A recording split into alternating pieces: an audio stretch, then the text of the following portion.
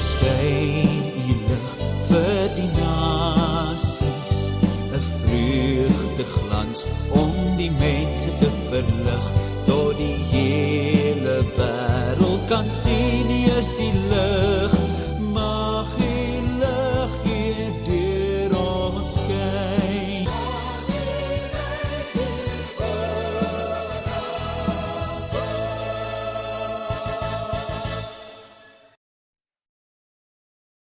My dierbare broeder en suster, ek wonder of u weet dat daar statistieke is wat sê dat daar slegs 2% van die kerk betrokke is by evangelisasie.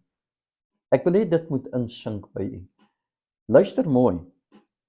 Daar is 2% van alle Christene wat regtig die evangelie uitdra. Ek praat nou nie van gemeentes wat fondse gee vir evangelisasie en sendelinge uitstuur. Dank die Here vir hulle, so waar. Ons eer die Here vir die betrokkenheid van gemeentes by evangelisasie en by sending. Ek praat van mense wat aktief die evangelie uitdra. Dis maar 2%. Dit is nou sendelinge en evangeliste en dan so hier en daar die uilgesaaide gehoorsames wat op die strate sal uitgaan en die evangelie verkondig. 2%. Terwyl dit eintlik die opdrag van die totale kerk is, terwyl dit veronderstel is om die missie van die kerk te wees, terwyl dit die spulpunt is, die hoofaktiwiteit van die kerk moet wees. Dit is om die evangelie uit te dra. Dit gee aan die kerk eintlik sy bestaansreg.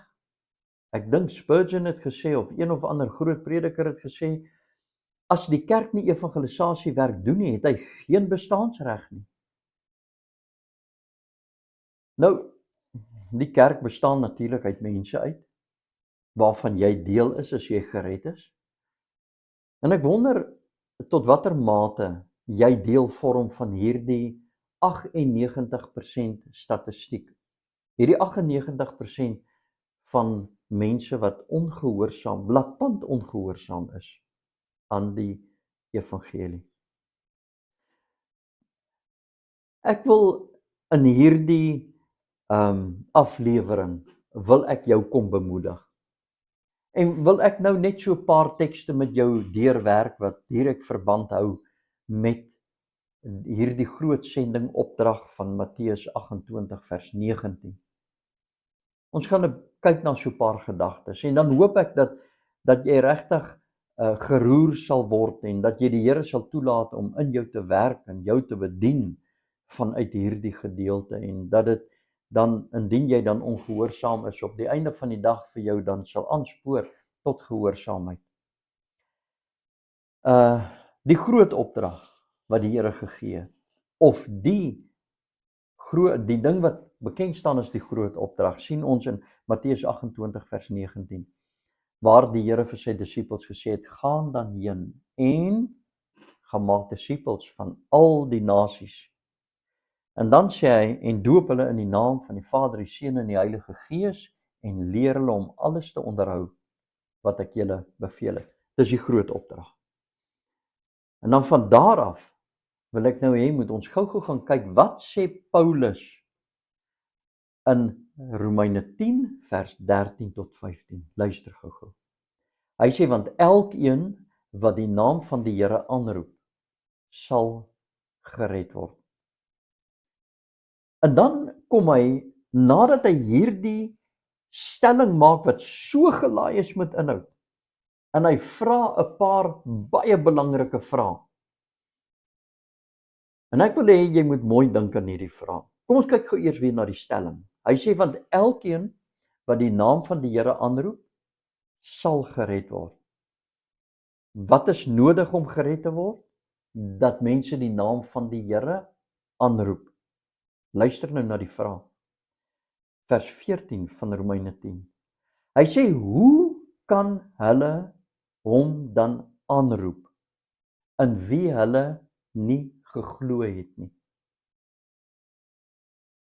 Dis 'n voor die hand liggende vraag. As jy nie in iemand glo, kan jy hom nie aanroep. Maar luister wat die volgende vraag vra. Hy sê, en hoe kan hulle in hom glo, van wie hulle nie gehoor het nie? En hoe kan hulle van hom hoor, sonder een wat preek? Ek gaan dit weer vir u sê. Hy sê, hoe kan hulle hom aanroep, as hulle nie in hom glo nie? Hoe kan hulle in hom glo, as hulle nie van hom hoor nie? Hoe kan hulle van hom hoor, as daar nie iemand is wat preek nie? In ander woorde, iemand is wat die evangelie uitdra. Nou kom ons vat hierdie klomp vrae en ons werk hom nou agteruit. Om vir iemand om gered te kan word, moet daar iemand wees wat preek. En as daardie persoon preek, dan sal die sondaar hoor. En as die sondaar hoor, dan sal hy glo. En as hy glo, dan sal hy die Here aanroep. Baie duidelik. Alles begin by die prediking van die woord. Want jy sien, die Bybel is baie duidelik. As ons net vat wat Jakobus sê, hy sê ontvang met sagmoedigheid die ingeplante woord wat in staat is om julle siele te red. Jy sien, dit is die woord waardeur God werk om siele te red. Paulus praat in Efesiërs byvoorbeeld van die evangelie van julle redding. Want dit is deur die evangelie wat ons gered word. Dan praat Paulus in Romeine byvoorbeeld, as hy sê, want die evangelie is die krag van God tot redding vir elkeen wat glo. Die evangelie is wat mense moet hoor om gered te word. Maar dan gaan Paulus nou verder en hy sê, hy vra nog 'n vraag. Hy sê, en hoe kan hulle preek as hulle nie gestuur word nie? Nou, jy mag dalk nou vir my sê, jammer, die Here het my nie gestuur nie. Verseker het hy jou gestuur. Ons het dit dan net nou gelees in Matteus 28 vers 19. Hy het vir sy disippels gesê, gaan dan heen, verkondig, gemaak disippels van alle nasies. In ander woorde, gaan verkondig die evangelie. My vriend, daardie opdrag is eintlik 'n universele opdrag wat hy vir sy totale kerk gegee het. Dis 'n mandaat wat hy vir sy disippels gegee het. Disippels maak disippels. As jy 'n disipel van die Here is, moet jy disippels gaan maak. Dis die opdrag. Maar kom ons gaan verder. Kom ek vat jou na Handelinge 1 vers 18 toe. Hier praat die Here met die apostels. Hy is nou daar op die Olyfberg. Hy het nou aan die einde gekom van sy bediening hier op aarde. En hy is nou reg om op te vaar na sy Vader op die Olyfberg. En die heel laaste ding wat hy vir sy disippels sê, is in die vorm van 'n opdrag wat hulle moet uitvoer. In die vorm van 'n opdrag wat hulle sou instuur in die lewe sonder hom nadat hy nou opgevaar het. Hier kom hulle werksbeskrywing. Luister wat sê hy vir hulle. Handelinge 1 vers 8. Hy sê, maar julle sal krag ontvang wanneer die Heilige Gees oor julle kom en julle sal my getuies wees in Jerusalem, in Judea, Samaria en tot in die uiterste van die aarde. En hy sê vir hulle, julle sal my getuies wees. Natuurlik het hy vir hulle gesê hulle moet gaan wag in die bovertrek om aangedoen te word met krag uit die hoogte. En daardie aandoening met krag uit die hoogte was vir dienswerk gewees. Dit was 'n toerusting gewees. En hy sê, julle sal my getuies wees. My broeder en suster, hierdie is 'n opdrag, hierdie is 'n mandaat wat God gee, waarin ons geen keuse het of ons wil gehoorsaam wees of nie. Hierdie is nie 'n opsie, 'n opsionele iets wat die Here vir ons gee, jy kan of jy kan nie, jy as jy wil, soos jy voel. Dis 'n opdrag. Dat sy apostels en ons ook, die kerk, gehoor sal gee, en dit is om sy getuies te wees.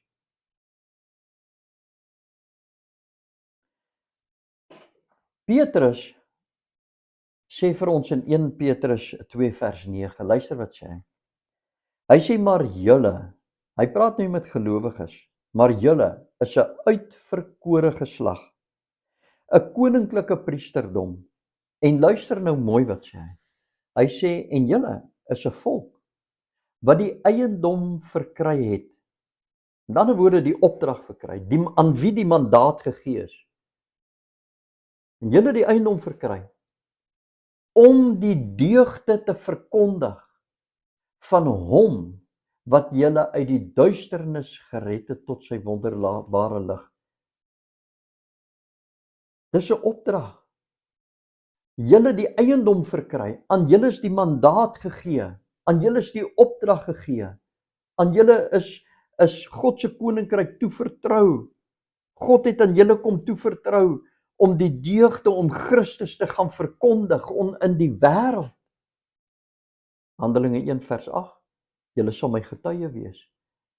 1 Petrus 2 vers 9, ons sal die deugde verkondig van hom. Dit is baie duidelik dat ons 'n opdrag gekry het vanuit die woord.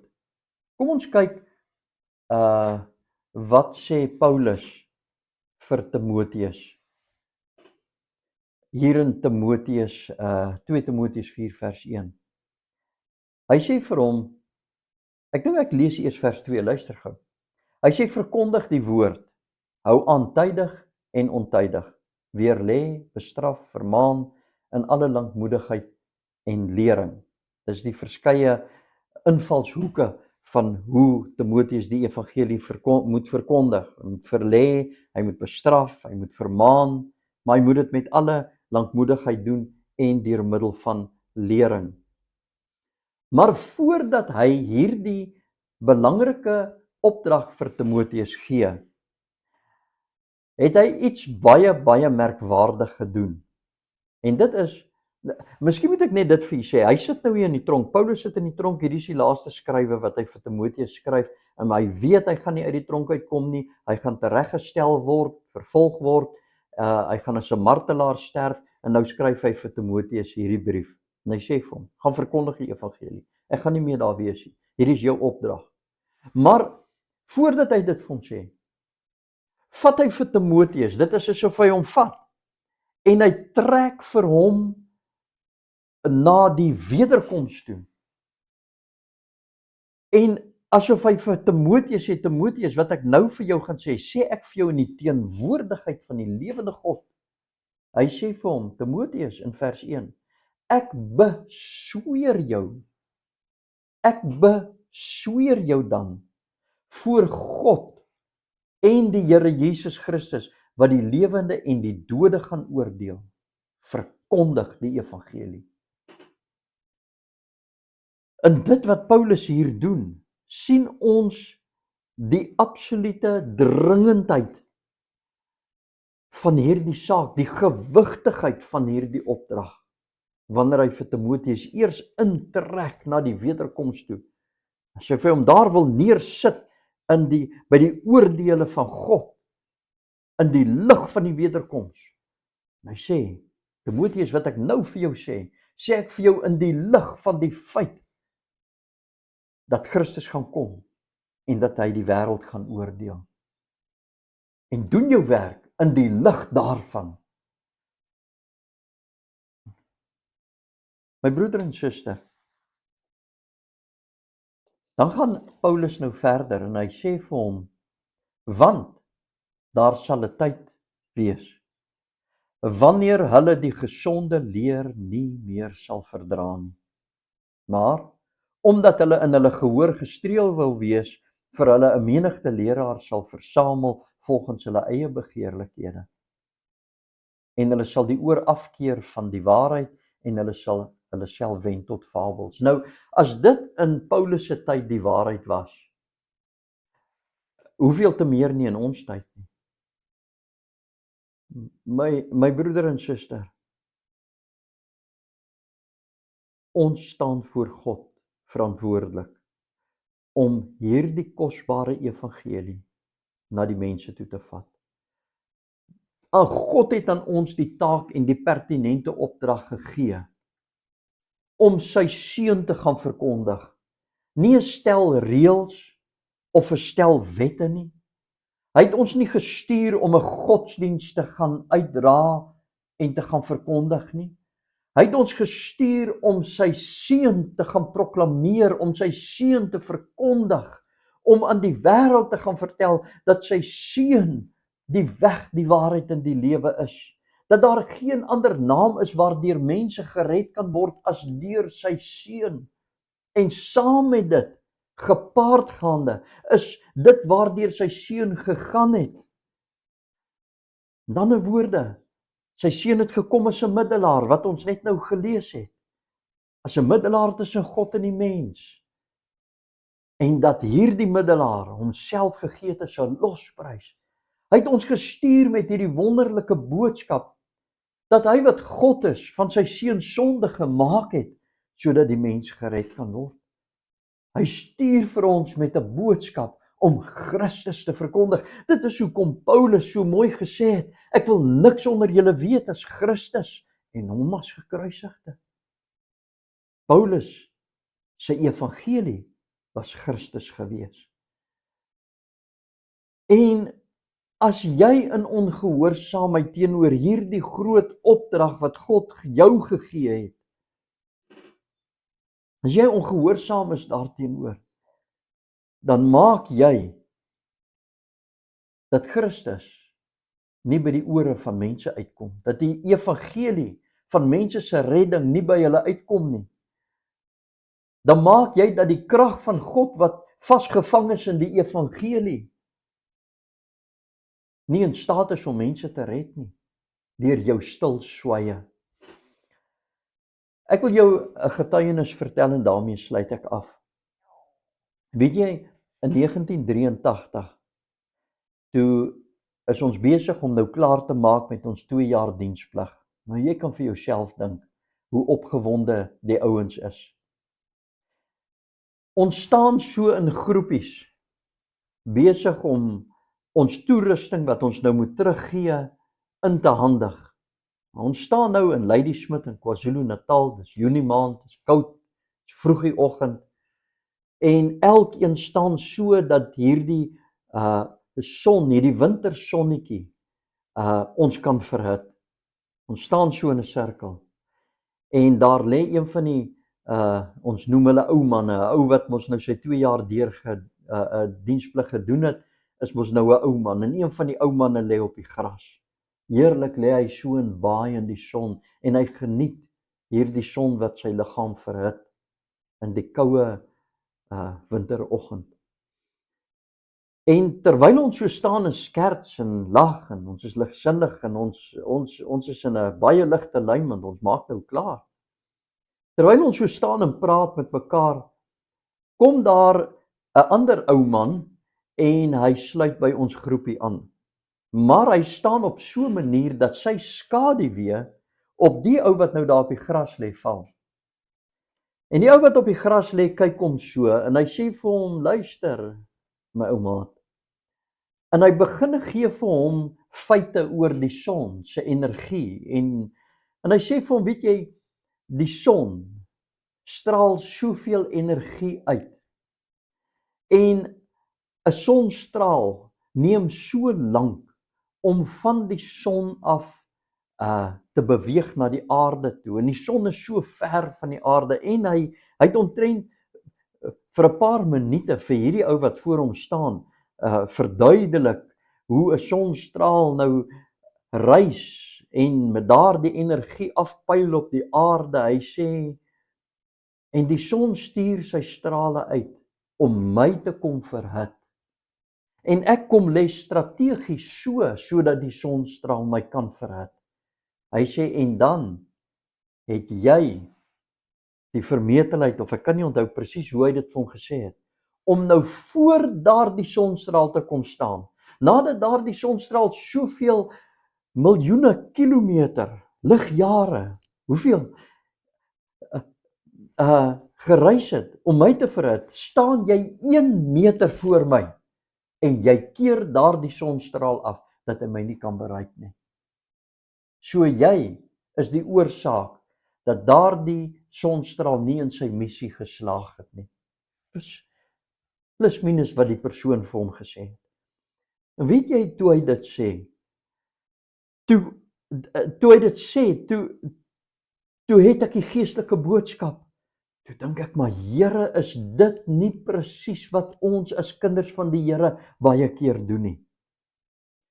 In ons versuim om die evangelie te verkondig, in ons ongehoorsaamheid om dit te verkondig, is ons die oorsaak dat die evangelie nie by die sondaars uitkom. En is dit nie 'n verskriklike aanklag op ons nie?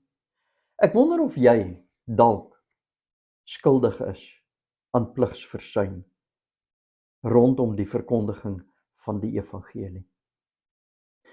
Dalk het die Here baie duidelik met jou kom praat in hierdie aanbieding. En as dit so is, dan wil ek nou vir jou vra, as jy skuldig is, dat jy sal bely, gaan na die Here toe en sê vir hom, jy is jammer dat jy so ongehoorsaam is. En wat jy dan doen is, jy gaan kry vir jou traktaatjies en jy gaan deel dit uit. Jy mag dalk vir my sê, maar ek het nog al die jare hierdie wonderlike en hierdie groot begeerte om uit te gaan en die evangelie uit te dra, maar ek weet nie hoe nie. Ek weet nie waar om te begin nie. Wel, dit is hoekom ek hierdie reeks saamgestel het. Is juis vir mense soos jy, as jy voel jy's onbekwaam om vir jou te help.